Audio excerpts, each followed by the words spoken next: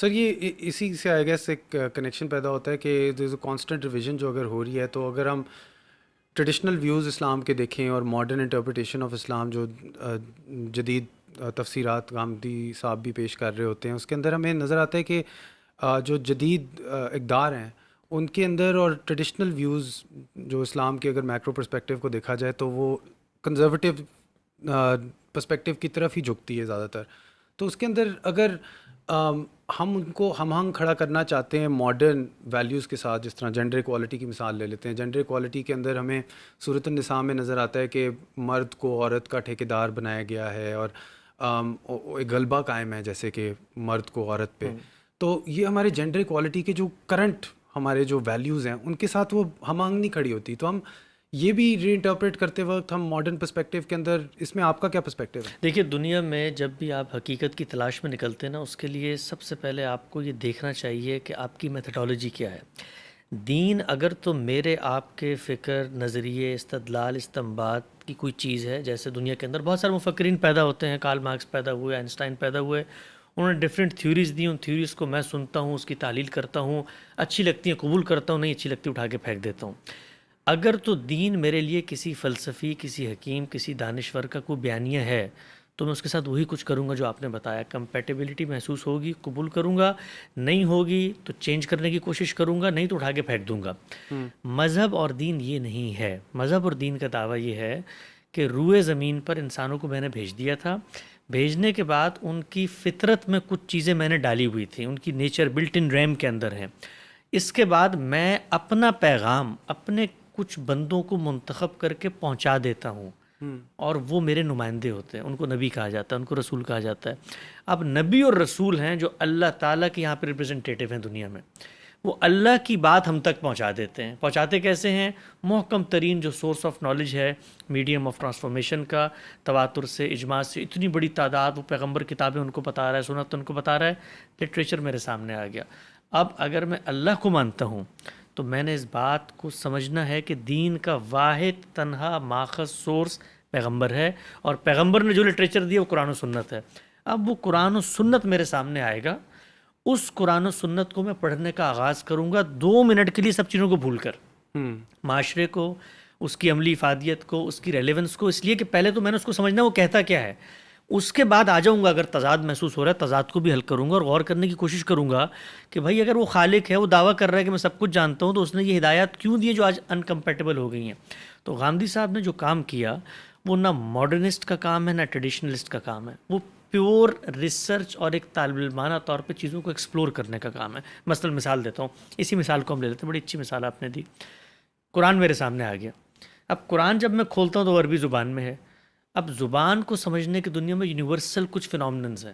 بھئی اس میں ایک لفظ ہوگا، لفظ کا کانٹیکسٹ ہوگا، وہ کلام کے اندر آئے گا تو اس کا کچھ سیاق و سباق ہوگا، بات کہیں سے شروع ہوگی کہیں پہ ختم ہوگی.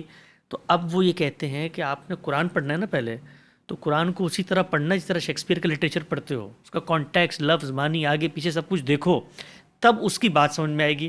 تو پہلے ذرا اس کو الگ کر کے اس کی بات سمجھ لو.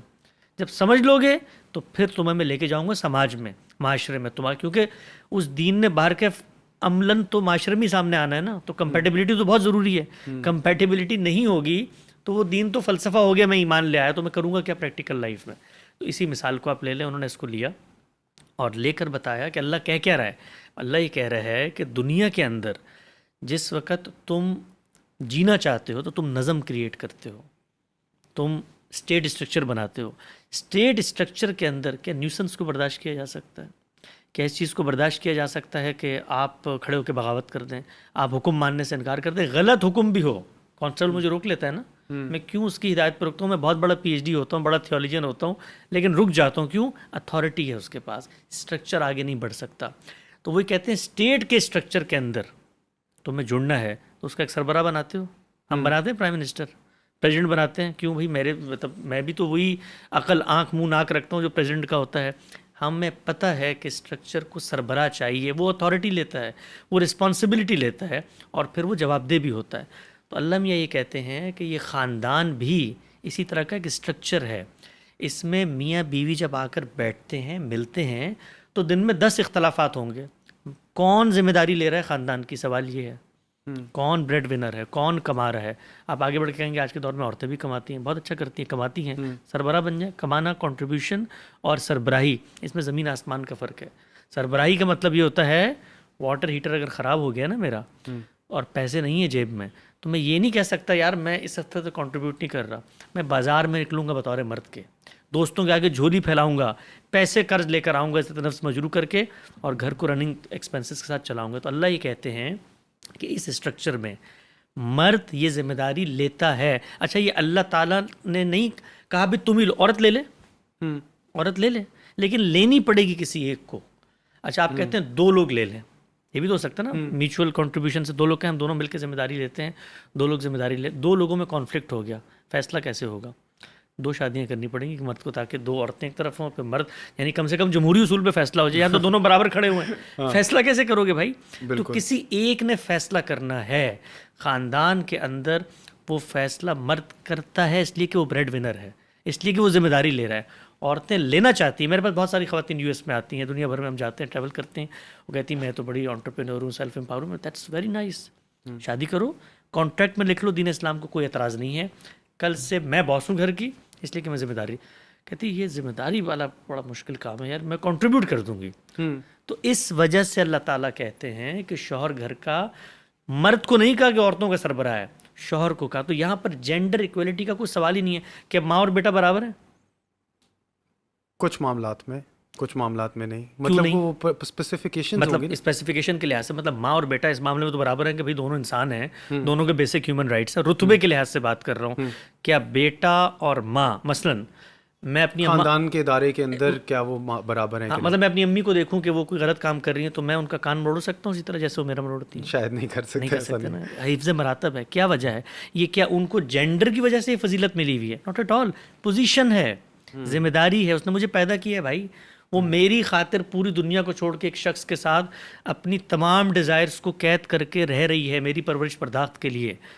تو اس کا رتبہ اس وجہ سے ہے. تو مرد کا رتبہ نہیں ہے عورت کے مقابلے میں, شوہر کا ہے, اور شوہر ذمہ داری کی جگہ پہ کھڑا ہوا ہے, عورت ذمہ داری کی جگہ پہ آ جائے, دین کے مطابق یہ رتبہ اس کو مل جائے گا. تو کوئی جینڈر ڈسکریمنیشن نہیں ہے اس میں. تو سر اس میں اگر غیر درجہ بندی کے دستور کے ذریعے اگر کوئی اتھارٹی گرانٹ کی جا سکے, جس طرح آپ کہہ رہے ہیں کہ ایک ہائرارکیکل پرسپیکٹیو ہونا چاہیے جس کے اندر ٹاپ کے اوپر ایک بندہ بیٹھے گا جو پاور میں ہوگا, اس کیس میں مرد بن رہا ہے, تو ایک غیر درجہ بندی کے دستور میں بھی تو ہو سکتا ہے کہ اصول کے مطابق اگر ماں کچھ غلط کر رہی ہے تو بیٹا کچھ بول سکتا ہے نا, اور وہ اصول بیان کر سکتا ہے, اور وہی آپ کی ریزننگ استدلال کے ذریعے بیان کر سکتا ہے کہ امی آپ نے یہ چیز غلط کی ہے.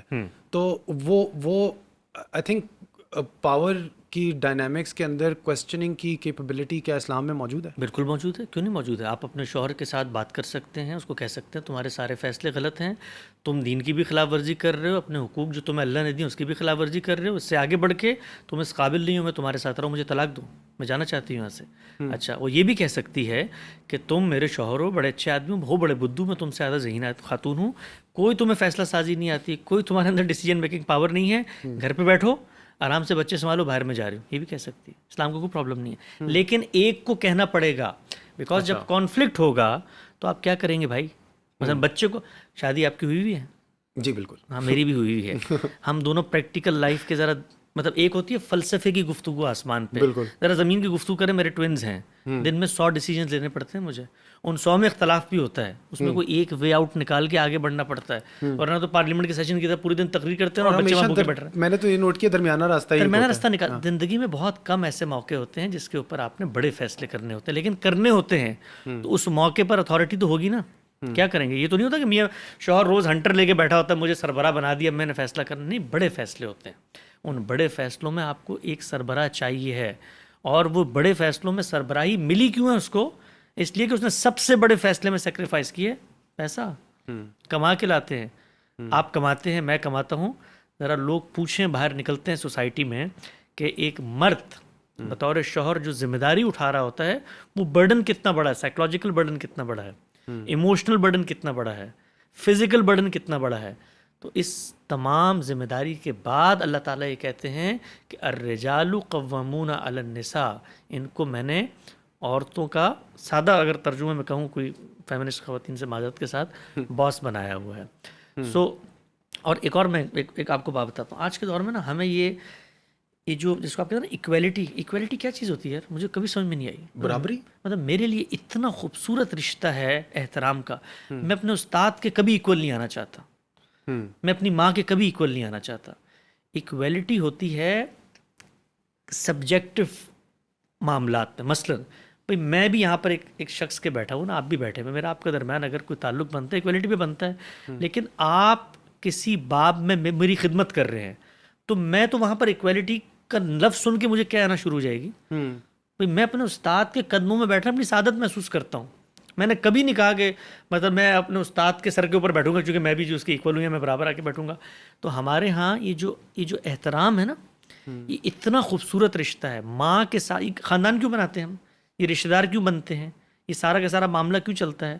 اس لیے کہ اس کے اندر جھکنے کے اندر جو خوبصورتی ہے، جو نزاکت، ہمیں لگتا ہے ہم انسان کے آگے جھک رہے ہیں. نہیں، ہم اس منصب کے آگے جھک رہے ہیں. اس رشتے کی جو قدر میرے دل میں ہے اس کے آگے ہم جھک رہے ہیں. تو میں ماں کا احترام کرتا ہوں، بیوی میرا احترام کرتی ہے، میں باپ کا احترام کرتا ہوں، سب مل کے ریاست کا احترام کرتے ہیں. اس سے خوبصورت نظم وجود میں آتا ہے، گلدستہ وجود میں آتا ہے. سب لوگ ڈنڈا لے کے نکلے ہوئے ہوں. آپ ذرا کبھی اپنے ڈرائیور کو کہیں کسی معاملے میں کہ بھائی گاڑی مجھے لگتا ہے صاف کر لو، کہتے میرا دل چاہ رہا صاف نہیں ہونی چاہیے. نظم چلا کے دکھائیں دنیا کا، مجھے 2 منٹ نہیں چلتا. تو اس دنیا میں ہر انسان کو دوسرے کے ماتحت کیا گیا ہے، اور اس رشتے میں آپ بیسک ہیومن ویلیوز کو لے کے چلتے ہیں، کوئی پرابلم پیدا نہیں ہوتا. لیکن آپ ہر جگہ کہیں ایکویلٹی تب ہو جب شادی خاندان کا ادارہ اس مقصد کے لیے بنایا گیا، اور اس مقصد کے لیے بنایا نہیں گیا.